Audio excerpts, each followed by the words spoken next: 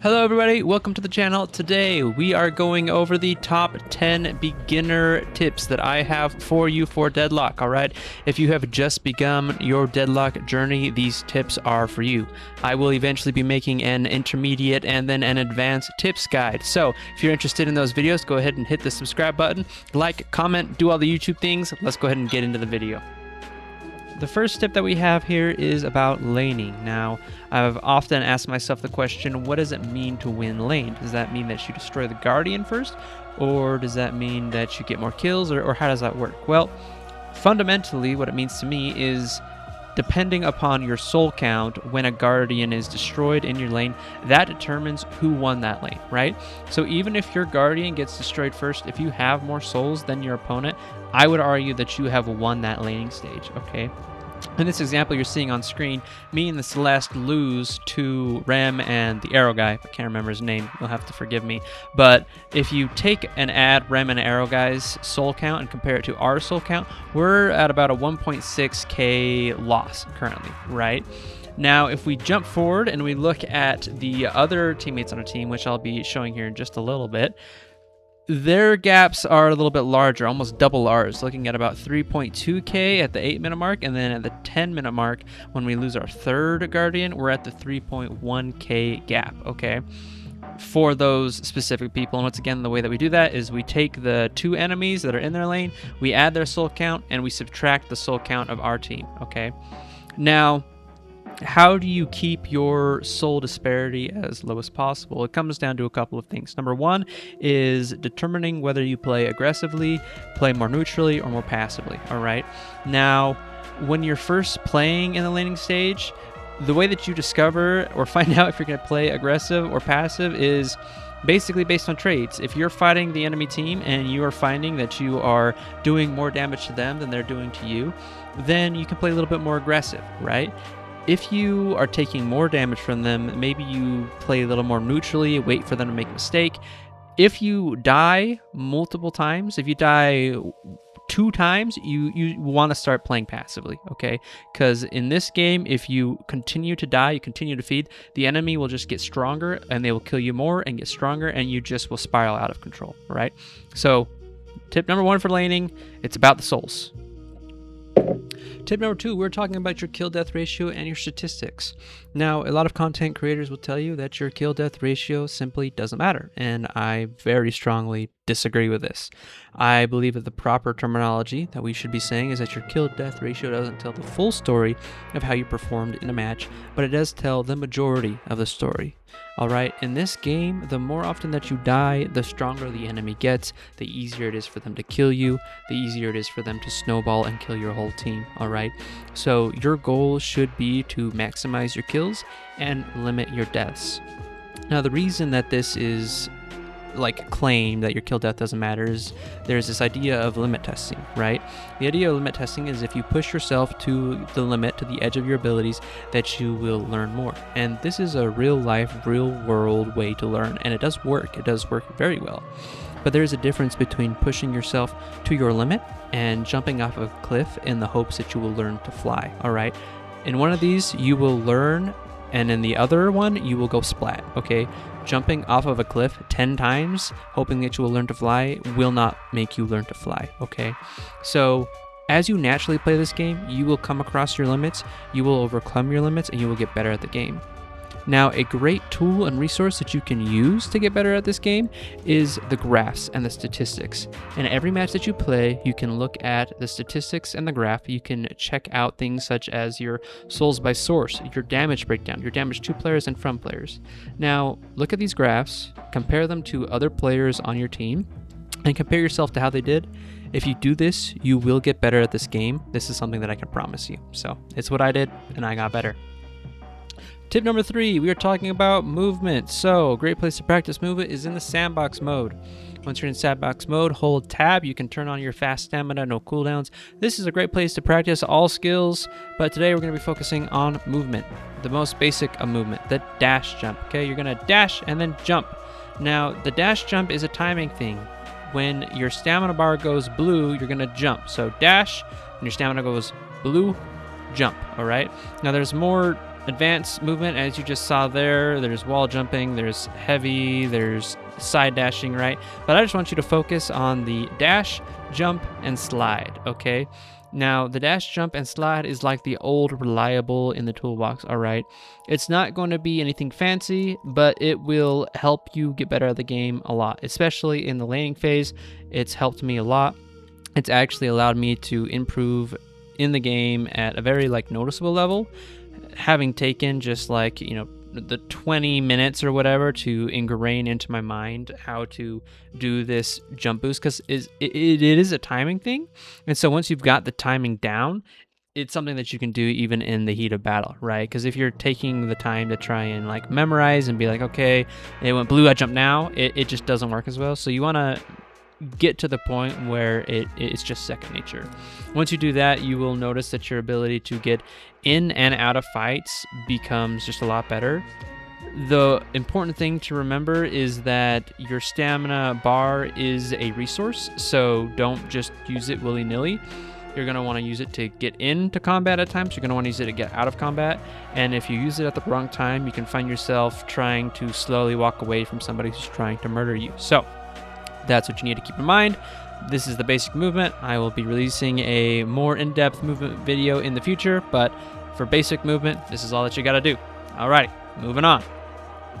Tip number 4, we were talking about map knowledge. Now, to go practice your map knowledge or learn it, you're going to want to go to Explore NYC. This will take you to the map, so that way you can wander around and memorize things. Now, if you've ever played any manner of shooter, you understand just how important map knowledge is, and being able to run around and explore the map is imperative to getting better at the game.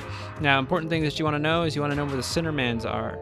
These are essentially little machines. You punch them, you lose your health, you get money. It's great, right? If you've got a gambling addiction, then maybe be wary, but otherwise, you're good to go.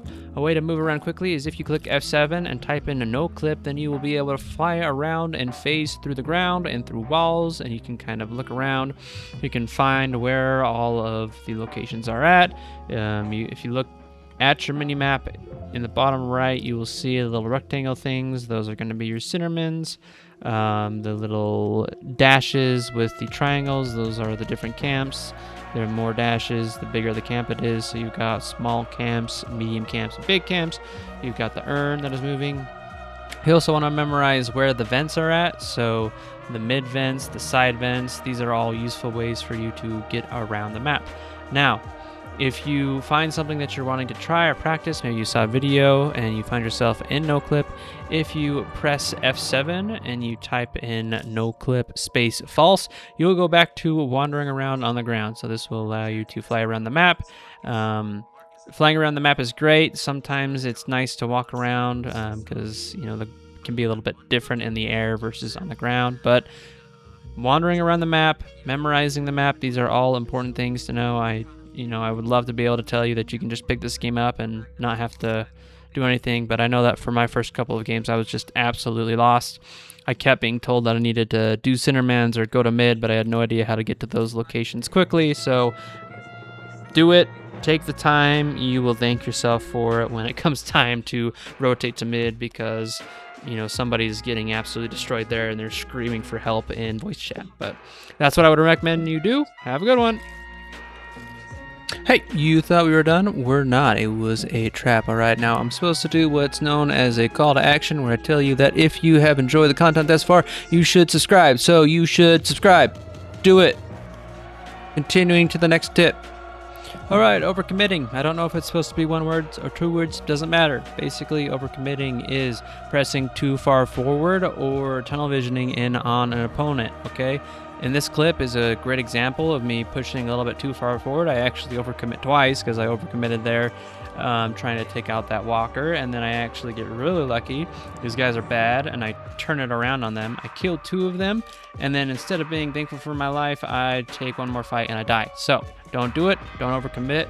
It's not a good way to play the game. Moving on to the next tip. Alrighty, tip number 6 is be efficient. What does it mean to be efficient? Efficiency has to do with a word called macro. If you don't know what macro is, don't be sad. It's only for those that have played MOBAs before. Macro refers to every decision that you make that isn't shooting somebody in the face. With a couple of caveats, right? So the whole idea of being efficient in Deadlock is always doing something to increase your soul count, right? Now, there are a lot of ways to increase your souls. The number one way being waves, troopers, right? Those little mini guys, the candles that are in the middle or on the side lanes, okay? Those are your number one resource for souls, okay? So do those first. Once you've done those, then you can think about doing other things, okay? Now, when you first start the game, it's going to be a lot, right? Especially if you've never played a MOBA before. I came from Marvel Rivals and I was lost, right? So when you first start playing the game, the one thing that I'm going to tell you to do is clear the wave, right? And then notice when you're just sitting there twiddling your thumbs. Because that's where it started for me. At first I was like, you know, I asked my buddies, I was like, hey, what do I do like in between these waves or after I kill my opponents or whatever? And they're like, okay, well, you can run boxes, you can do small camps and all these sorts of things, right? And I'll be making videos that go a lot more into detail as far as how to be efficient exactly. But basically, anytime that you are not doing something, you should be doing something, whether you're thinking about rotating, whether you're trading with the enemy, whether you're running boxes, doing Cinnamons, doing jungle, right? There are a lot of things that you can do and a lot of options.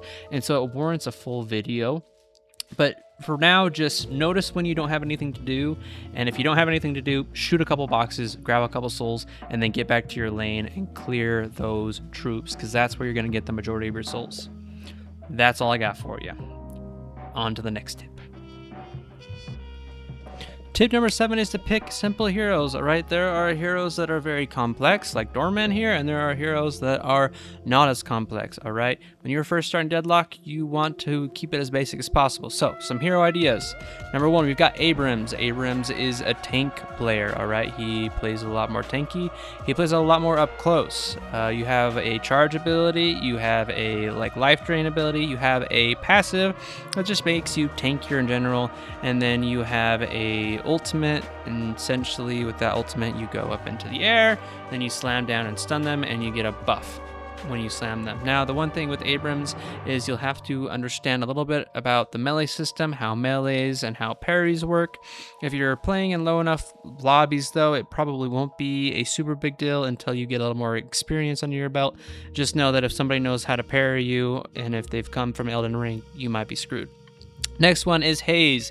Haze is your typical gun character. If you are confident in your aim, maybe you come from a hero shooter, Marvel Rivals, Overwatch, this is going to be the character for you. She's got a sleep dagger, and once you throw, it puts them to sleep. They move very slowly, can't use abilities or anything. She has an invisibility, which lets her move around faster, and she's kind of invisible to enemies. Her passive is these fixations, so every time you shoot an enemy, they get a stack. Those stacks increase the amount of damage that you do to the enemy, and then the ultimate is basically just in that little circle area, every enemy that's within it will get hit. It will spread the damage between multiple opponents, so it's the sort of thing that you probably want to use on just one enemy to confirm a kill. But that is Haze. She's pretty basic. She is a good time and very beginner friendly. Another one that I would recommend is McGinnis. She is a turret character, so she's got these little turrets that she throws out, and she's got a big gun that amps up over time. This little healing ability, her ultimate shoots this barrage, which allows her to shoot from far away. You can't shoot close, so it is the sort of thing that you want to make sure that you are a ways away from any enemies before you use it. Her 3 is a wall, which is probably the most complex part of her kit, because you can either screw yourself or others with it. You can block off enemies' escapes, or you can save yourself. So she's a great character, very beginner friendly. Would recommend her. The last character that I would recommend is Moan-Krill. Moan-Krill has some very nice abilities. He's got a Scorn, which essentially heals you, does damage. He's got a Sandblast, which makes it so that the enemy cannot shoot their gun. He's got a Burrow, which allows him to burrow in the ground. He gains a lot of resistance, so this is a great get out of jail free card. And then his 4 is just like a stun, sort of thing you want to use in conjuncture with your teammates, because if you just use it by yourself, then it's not going to do anything. But if you use it with your teammates, then you can get a really easy kill. So Mo Krill is a very easy character to play, very simple ultimate, just requires a little bit of communication. But those are some of the recommendations that I would give you, and we will move on to the next tip. Bye-bye. Tip number 8 is only take fights where you have an advantage. Now, you might be asking, what is an advantage? Well, basic one, you have more health. You are healthier. Maybe you just died and you've come back, whatever the reason, you have more health. Another simple one, maybe you have a numbers advantage. So maybe a couple of their players have died, and now you have more people, or it's 2v1 in the lane because you guys managed to kill one, right? You've got a numbers advantage. Another basic one is souls. If you have more souls, if you've hit a power spike wherever you're at, then that's another reason to take a fight. And the last one is maybe you have your ult, but they don't have their ult, okay? So that's another thing to consider. Now, you're not always going to be able to take fights where you have an advantage, but when you have the ability to choose whether or not you're going to take a fight, you should be thinking about these things. Do you have more health? Do you have numbers? Do you have more souls? Do you have your ultimate, your abilities? Have you hit a power spike recently because you've just recently bought a better item, or maybe you bought an item to counter them? Whatever the reason is, only take fights where you have an advantage when you can, and you will do a lot better if you play that way. Alrighty, after getting done with class, we are going on to tip number 9, which is timers. Okay, in this game, timers are important. You need to know when things are spawning. So these are all the timers that you should really care about. The most important ones is at 2 minutes, boxes and small camps. The 5-minute, the bridge buffs is important. The 8-minute large camps and centers is important. And then the 10-minute earn, mid-boss, and mid-boxes, okay? These are all important timers to keep track of. You're not going to be perfect because nobody is perfect, but as you play the game more, as you get more matches under your belt, keeping track of these things, and it helps with the whole efficiency thing. So start working on memorizing these things. You'll notice it as it happens, but let's move on to the final tip. The last tip is super cliche, but remember to focus on improvement. Now, an important thing to know is that you are not going to win every fight. You're not going to win every game. There are going to be games where you're going to do great, games where you're going to do bad.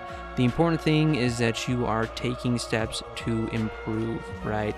You are being more efficient. You are not overcommitting. You are making the correct plays. You are playing your character correctly, right? You understand the laning stage.